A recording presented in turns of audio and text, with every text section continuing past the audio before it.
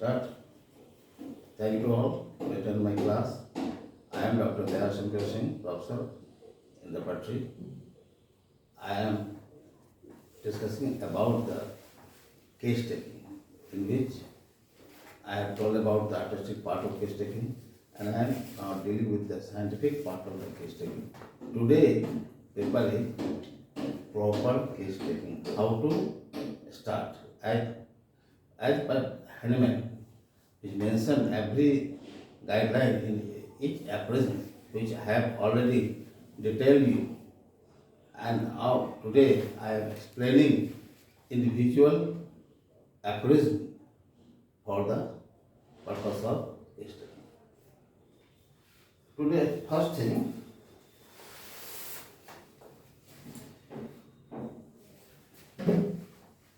in appraisal 103 to 104, that come duty of physician is per schema.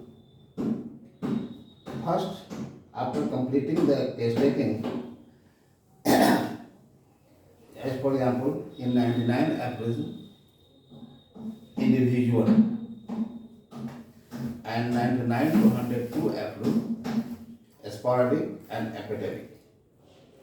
In sporadic and epidemic, further we analyze consideration of an unknown etiology. Suppose that sporadic etiology is not known, new. We have mentioned 100 characteristics portrait we obtained. How to obtain? For that, in appraisal 101. I will deal separately. Abstract as cardinal from several patients. कैटेसिक symptom कई patient को अगर हम देखते हैं एक ही तरह का लक्षण सबको हम लोग पूछते हैं और उसमें what is common among all and what is uncommon in individual, that should not come.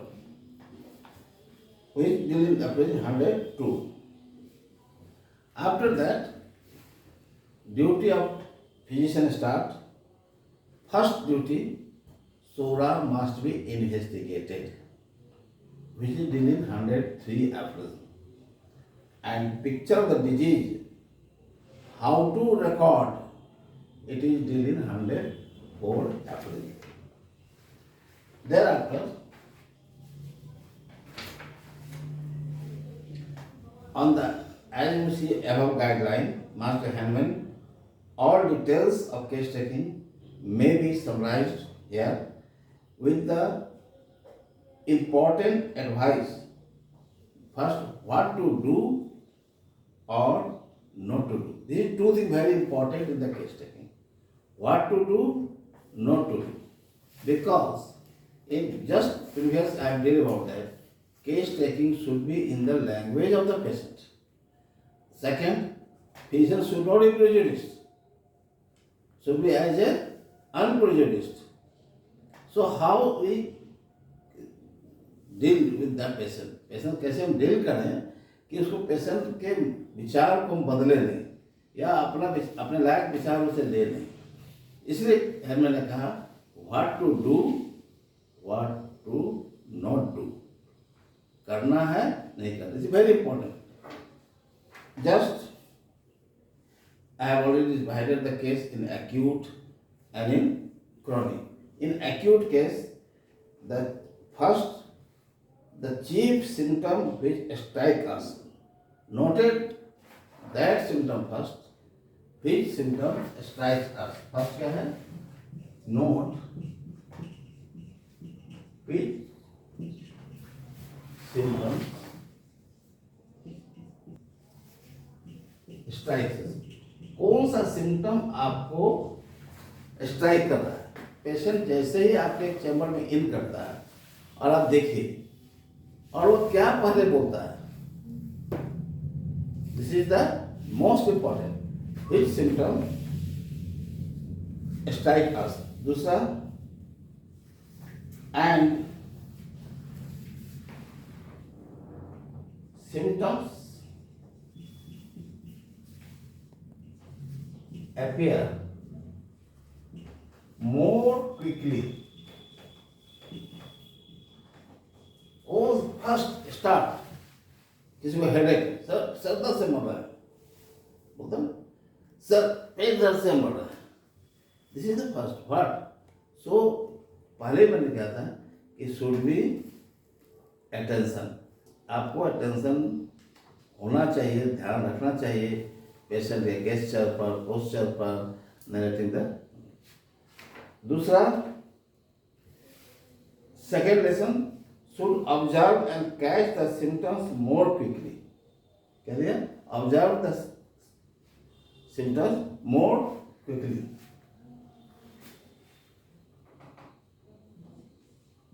Observe symptoms appear more quickly.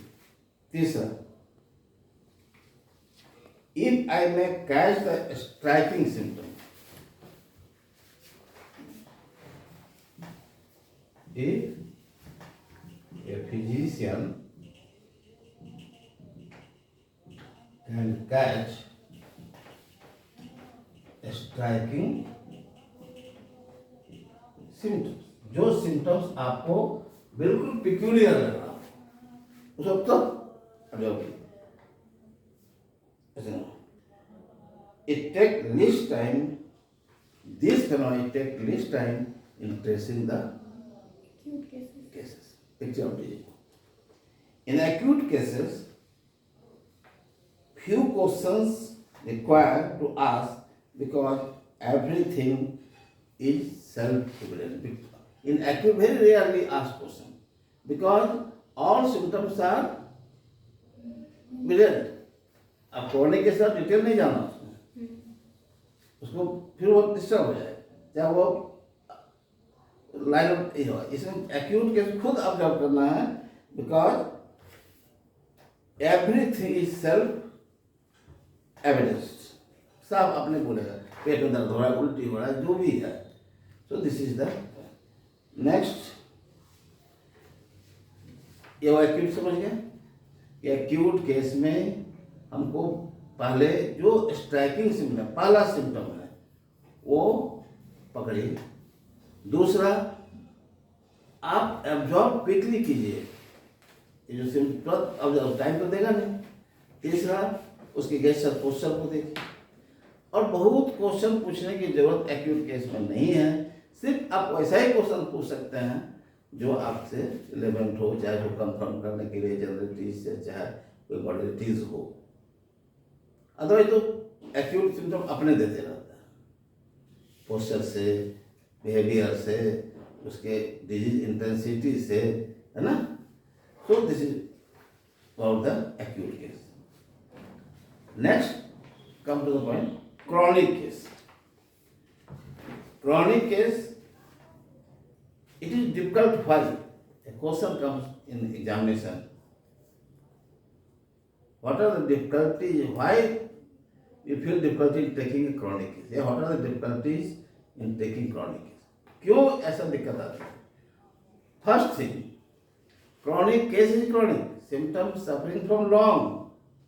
So many symptoms, inpatient become accustomed. So he never describe it. Always say, this is my वो पहले से चल रहा है.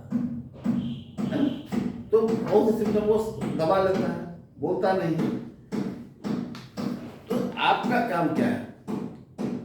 Physician listening the narration of symptoms with making observation regarding mesmerism, the way of patient speaking or behavior during the way of entering in consultation room or the way of the patient sits or fidget.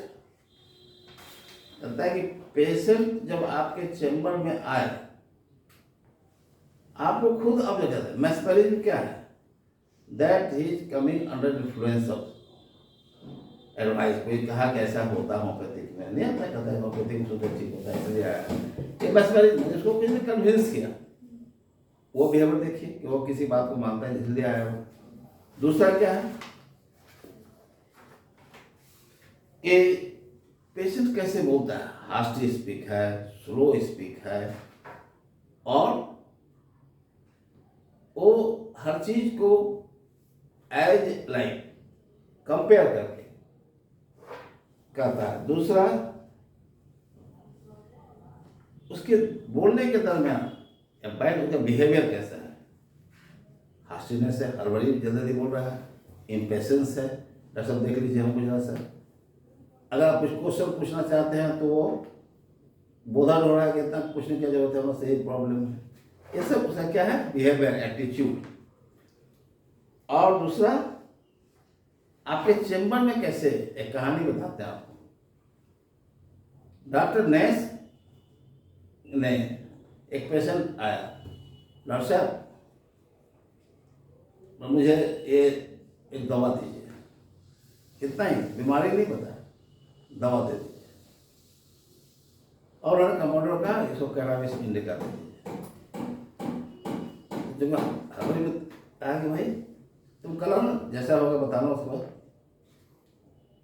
Luckily है improved from this cannabis. Next day what was my disease.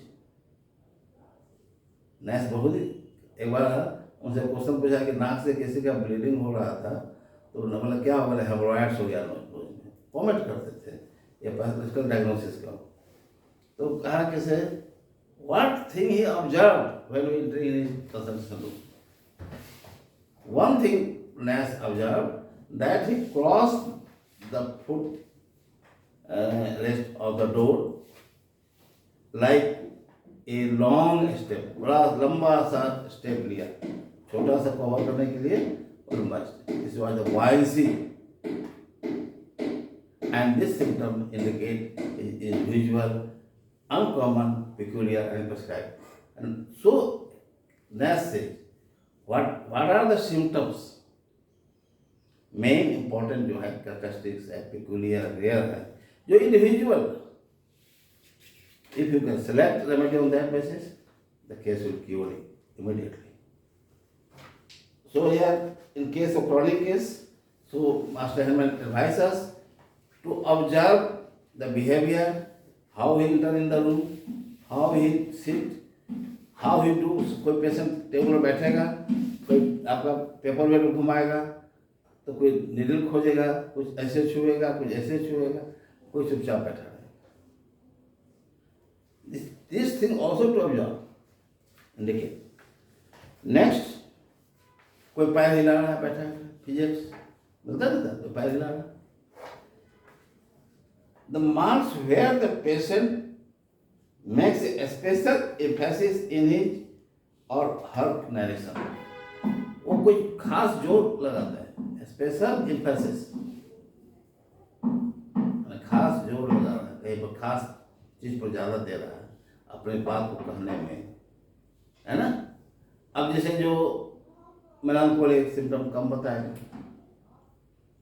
जो hyper active जब बढ़ा चढ़ा के अलग type में बढ़ा चढ़ा के बोले, तो इस चीज को भी ऑब्जर्व करना है। नेक्स्ट, टू परसीव, ऑब्जर्व क्या, परसीव। कोई कहता है चिंतित है, कोई दुख है, नहीं, आप चेहरा से परसीव करते हो।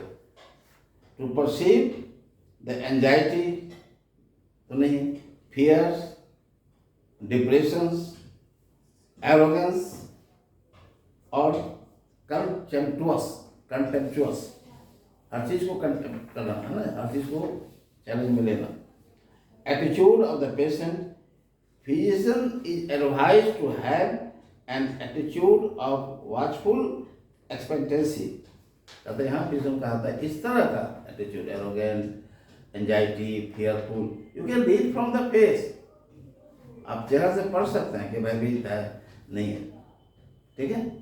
तो वो आप देखिए कैसा है, फेयरफुल है, फेयरफुल नहीं है, एंक्शस है, नहीं है, एरोगेंट नेचर है नहीं है, थोड़े हिटेड हो जाएगा। तो ये सब चीज आपको ऑब्जर्व करना है। Next, it may be mentioned here that observed symptoms are generally more reliable than those elicited by interrogation alone. जिस सिम्टम को आप ऑब्जर्व करते हैं, that is more important than you ask question from the patient.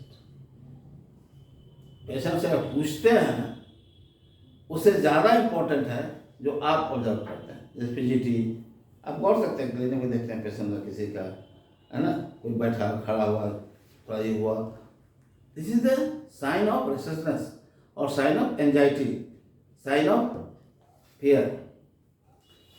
ठीक है, तो ये चीज को ऑब्जर्व करना ये ज्यादा इंपॉर्टेंट है।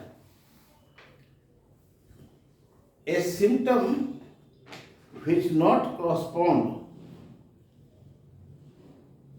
with one's observation, it means it is doubtful value for prescribing।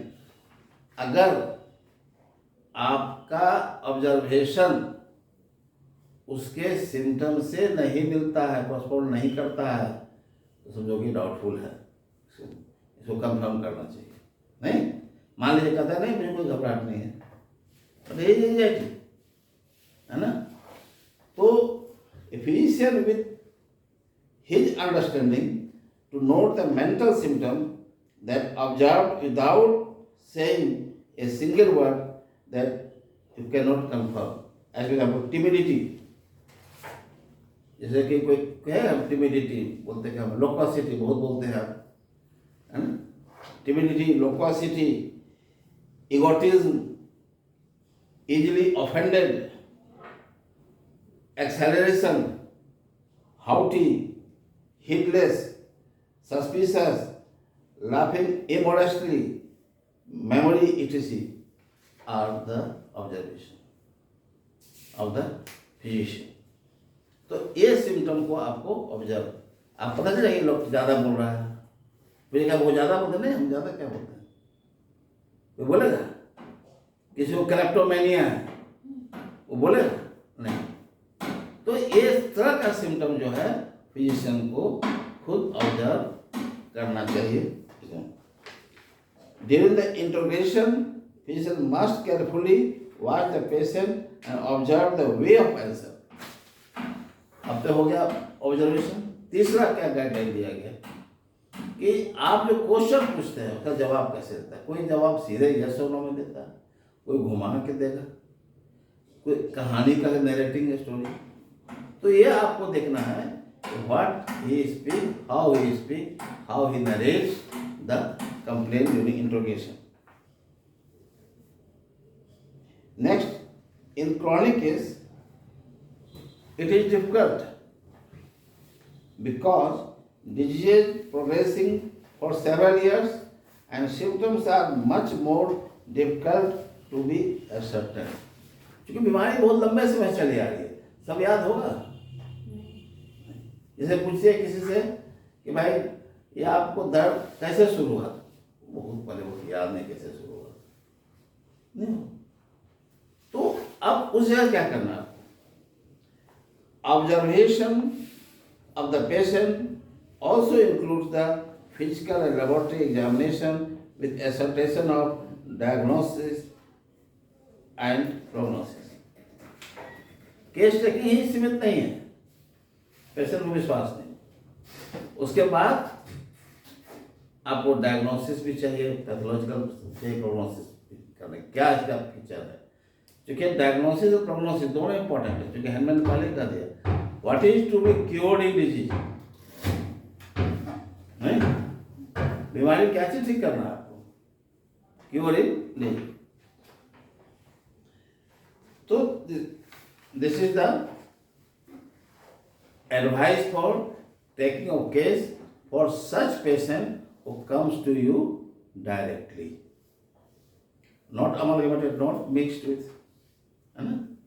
Now, so many patients comes to you that referred by others or taking treatment from others, then there is some change in the process of testing. In this slide, case first we see the nature of the casing. Case का nature क्या है? Nature of the cases may be subdivided into three: पहला लिखिए slow case,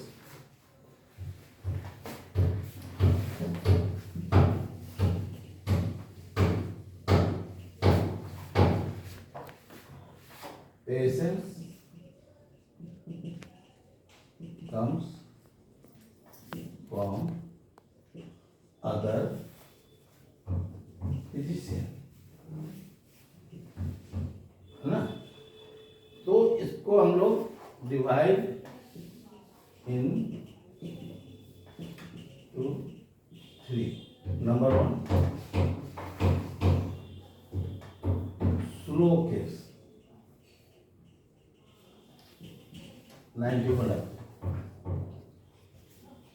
rapid case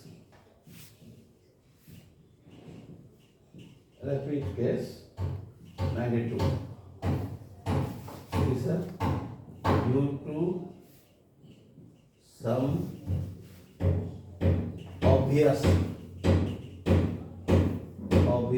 cause, average 93।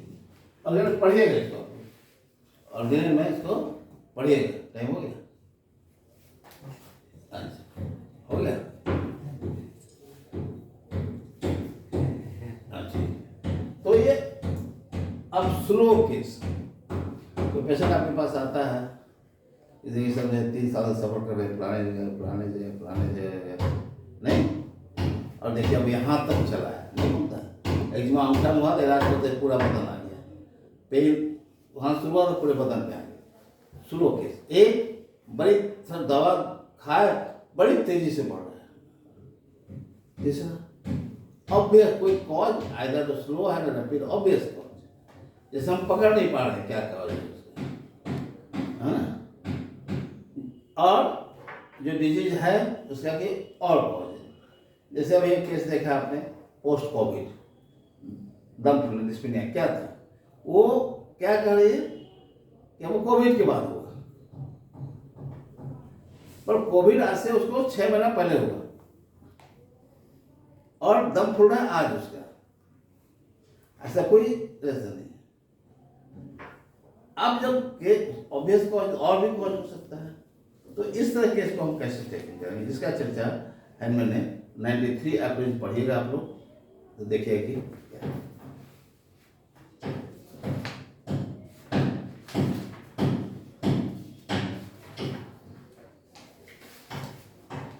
अब lastly Hellman gave some direction for taking a chronic case as follows.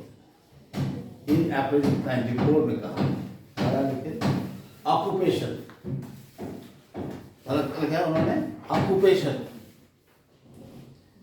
दूसरा life style और mode of living, तीसरा diet and रिजिमेंट, and चौथा domestic environment of his family और in working place, जहाँ वो काम कर रहा है उसका कैसा इन्वायरमेंट है वहाँ, है ना, और उसके घर का इन्वायरमेंट कैसा है। Such type of enquiring regarding life style of patient is helps in determining the maintaining cause, कि डिजीज का 2 कॉज बताए थे हम लोग, एक्साइटिंग कॉज, मेंटेनिंग कॉज।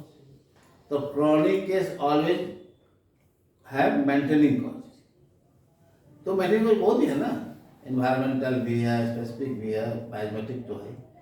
तो ये मेंटेनिंग कॉज, क्यों पेशेंट इरिटेबल है, क्यों पेशेंट एसिडिटी हो रही है उसको, because he in hasty, he always under stress, he always in fear of the boss that may some can hear some objection, और तो ये इस तरह से पेशेंट में तो सिम्टम ये मेंटेनिंग कॉज है, कितनों भी दवा दीजिए एसिडिटी खत्म होगा उसका, तो लाइफ स्टाइल टाइम बोलने बताएगा उसको। तो इसलिए उन्होंने कहा कि maintaining cause, how to find maintaining cause, because exciting you know well, सबको ज़्यादा एक्साइटिंग कॉज है, और तो मेंटेनिंग कॉज को पता नहीं, तो स्लो है, तो कैसे पता चले। हेल्थ मैंने गाइडलाइन दिया कि मेंटेनिंग कॉज कैसे पता लगेगा, by his occupation, by his lifestyle, by his behavior, working place, yes. Next, Hemans discussed also about the importance of minute peculiarities and lesser accessory symptoms in taking up a chronic case. Allow this, although the Hellman guideline, some minute peculiar. You can see in case, suppose that a patient suffering from asthma, he sits on the bed by bending head backwards. पीछे को head करके लेटा है. So rocking, kalika. So such peculiarity also mind in case of chronic case. How he live, how he sit, how he walk, and lesser accessory symptoms along with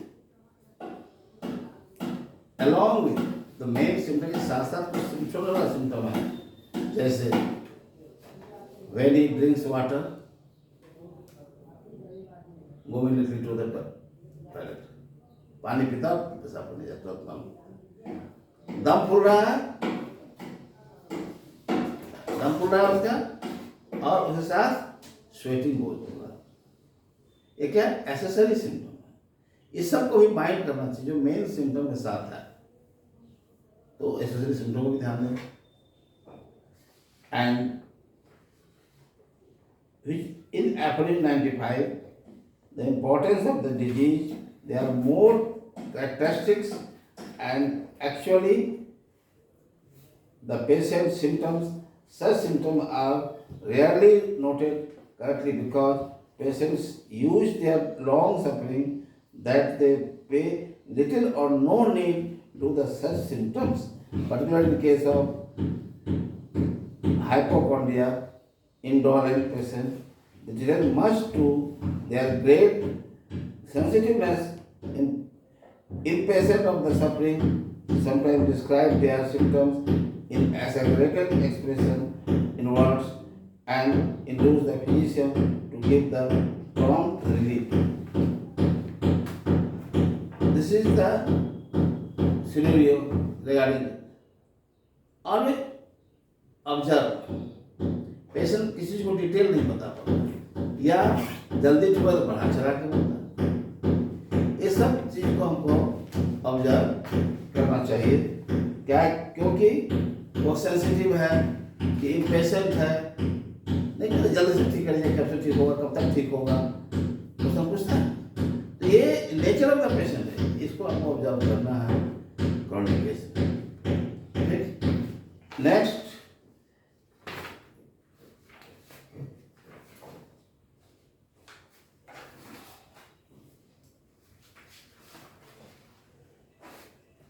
also Henry here gives some special advice in April 100 in taking up a case like an epidemic or sporadic.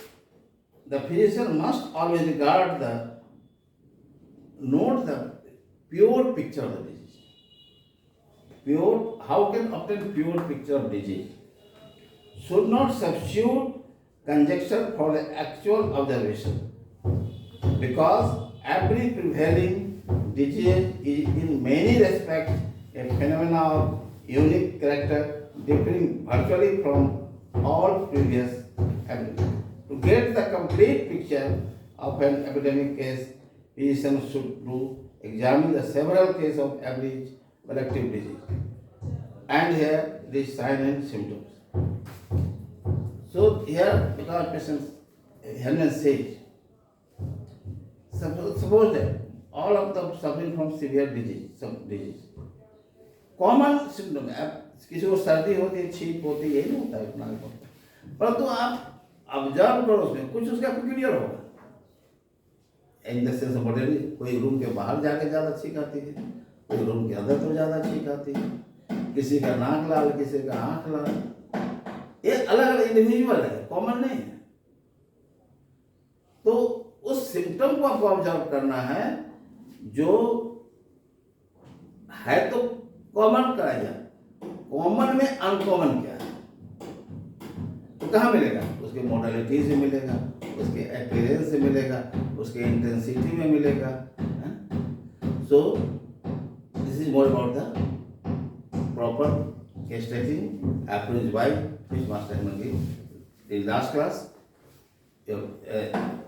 tomorrow I shall bring about the other part of this. Thank you.